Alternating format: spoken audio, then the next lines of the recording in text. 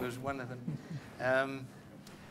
The best one, The Wind That Shakes the Barley, was, this was a Telegraph correspondent called Simon Heffer, who wrote, I haven't seen the film. He wrote, I don't want to see the film, because I don't need to read Mein Kampf to know what Hitler was like.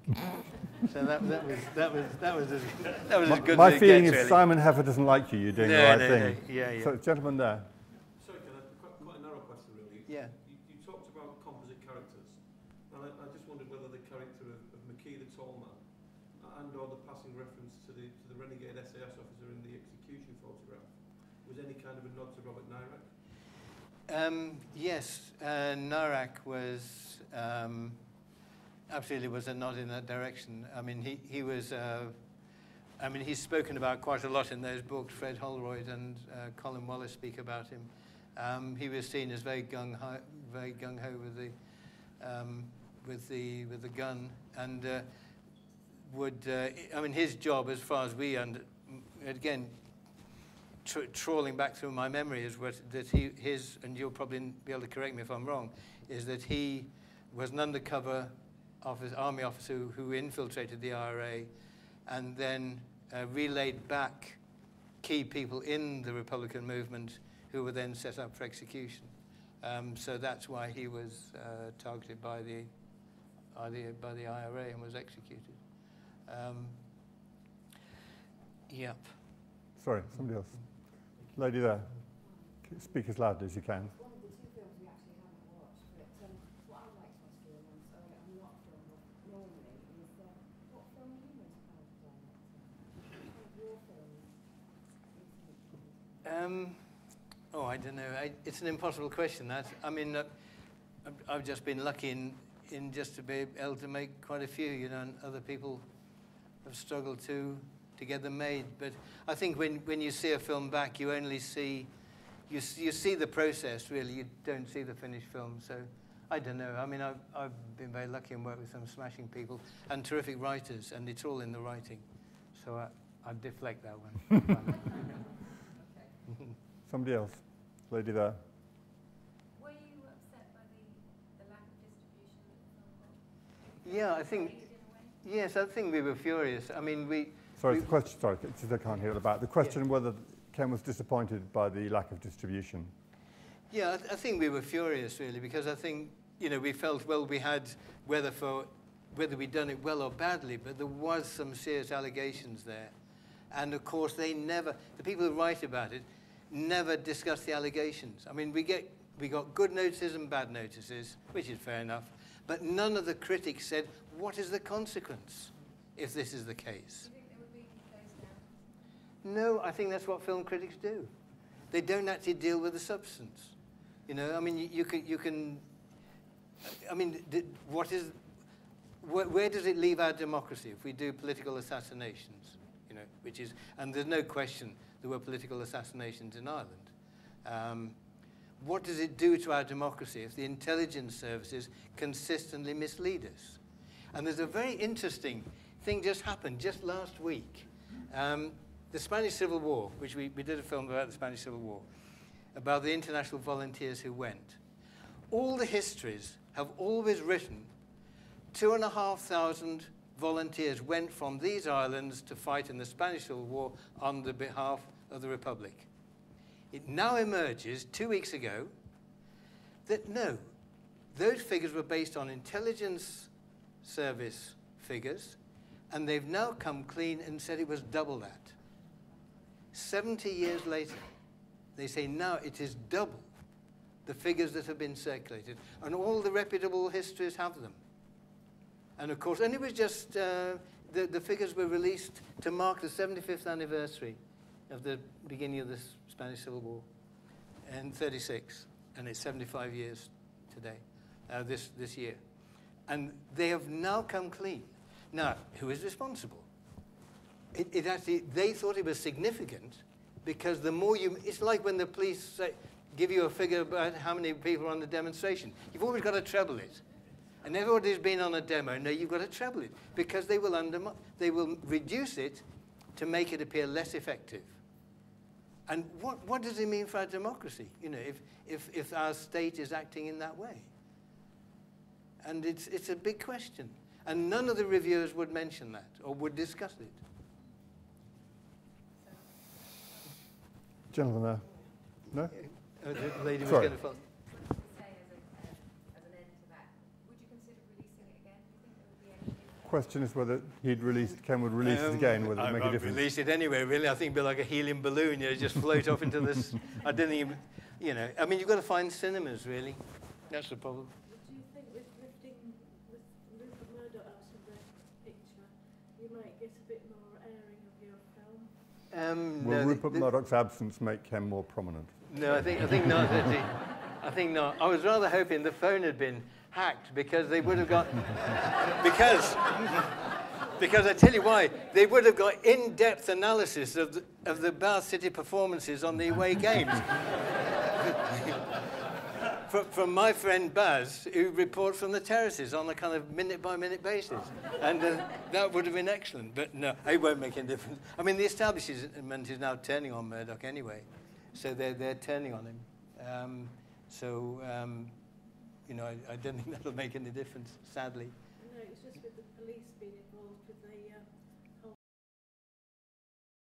Yeah. Perhaps when that's exposed, Um, you might be able to show your film.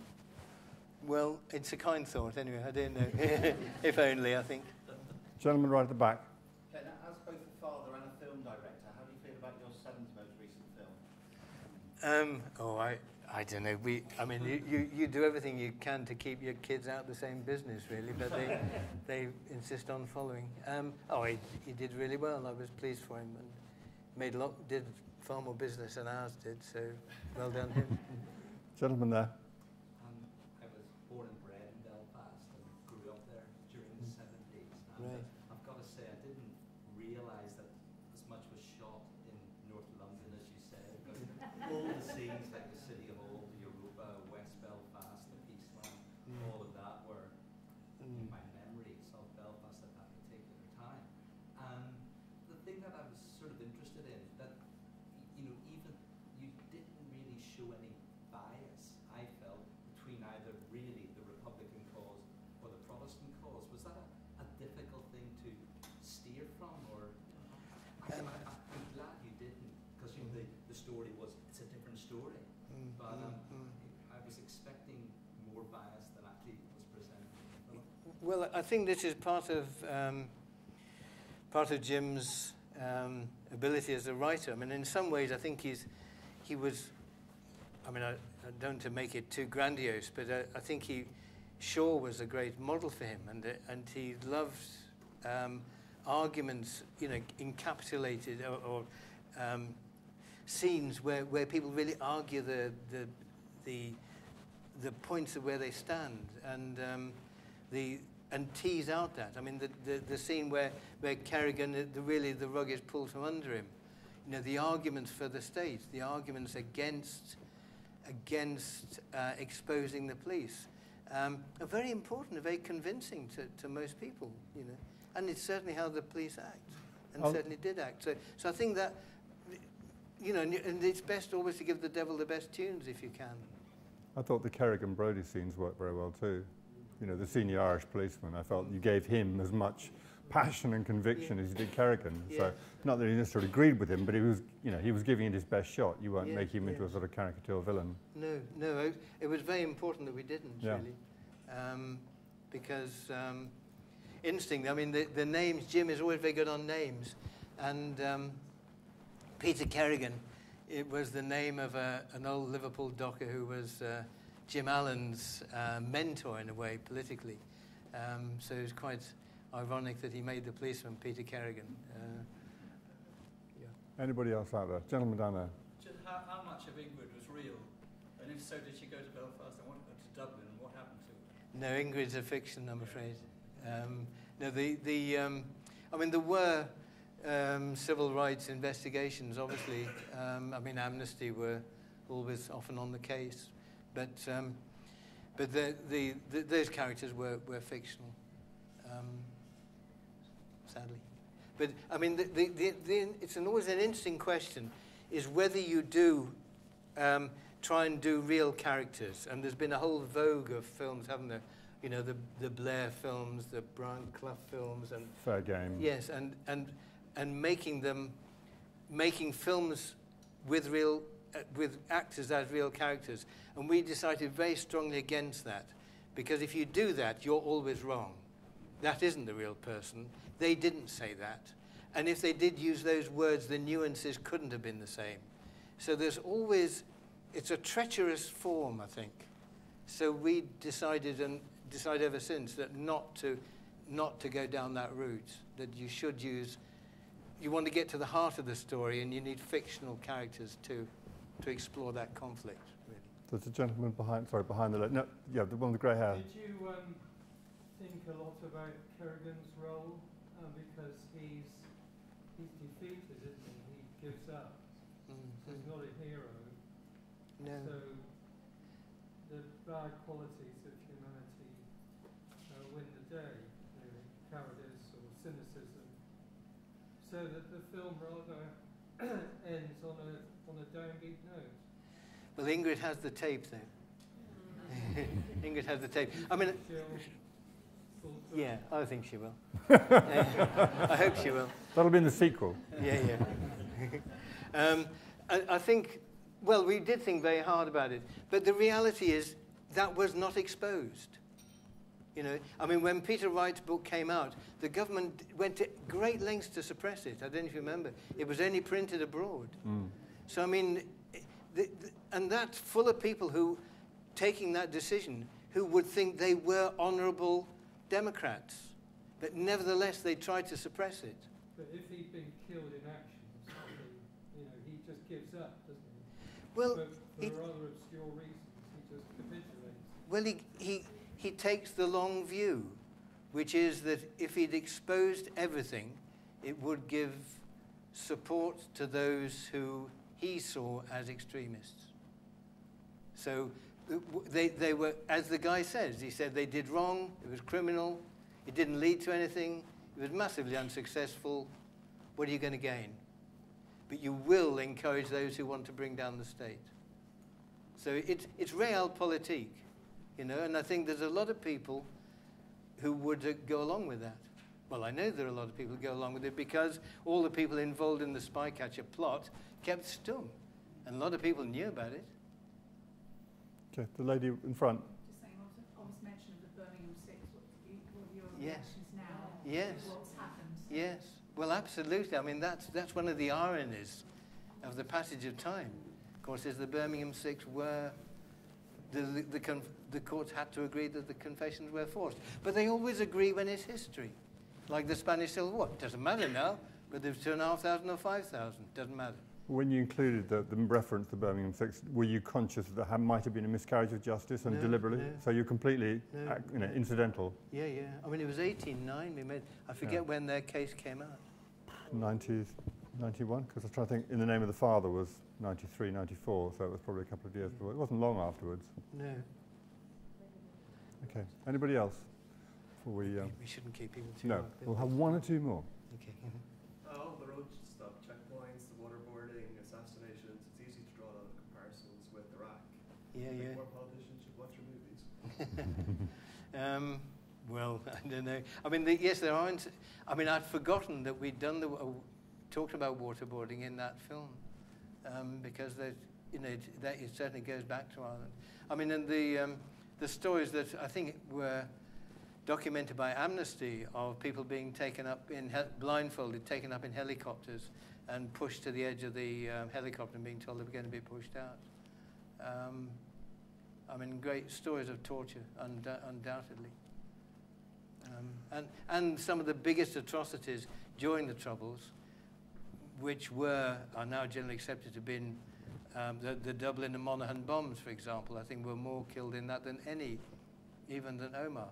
Still unaccounted for, and fallen from our memory, whereas Omar, is quite rightly remembered. But the Dublin and Monaghan bombs, I think, killed 30-something people, which were kind of anti-Republican, and I mean they're wiped from our memory. So one last question, gentleman in their blue shirt. Have you thought about taking on a romantic? A fun kiss. Well, yes. Well, we've done one or two scenes like that, but yeah. Well, if you've got a story in mind, you get it.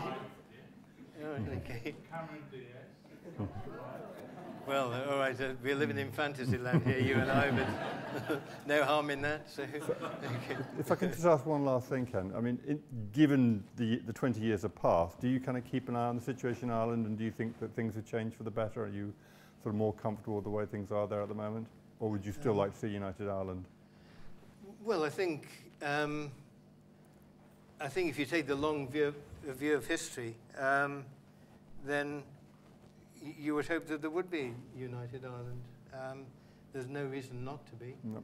I mean, it was one country until 1920, so you know it should be one country again. I mean, that's still the policy of Sinn Féin, although they go about it in different ways now.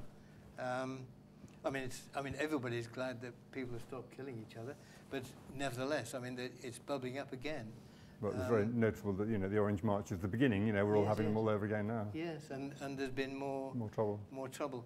I mean, if you take the long view of history, you would think that there should be a United Ireland, but I don't know what our friend here would say. You've got a greater stake in it than I have. No, I think it makes sense in the long run. And I think eventually there will be a majority of people, even in Northern Ireland, who finally go along with that. Yeah. But it's certainly, you know, just personally, I would never have supported the IRA and the things that they did, and the ways and the means that they tried to achieve that. So whilst I would condone that, I would probably vote in an election for a United Ireland. Yeah. Okay. Well, individual terrorism never works.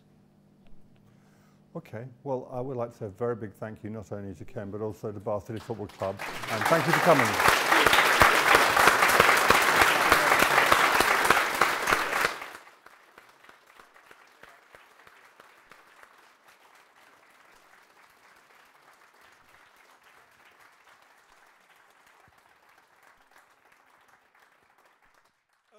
There's one little anecdote before everybody goes. You know where the guy got arrested on O'Connell Bridge? Well, not arrested, kidnapped. We did that in broad daylight on O'Connell Bridge, and nobody batted an eyelid. Okay. I'm sure it wasn't, but I wanted to get a team joke.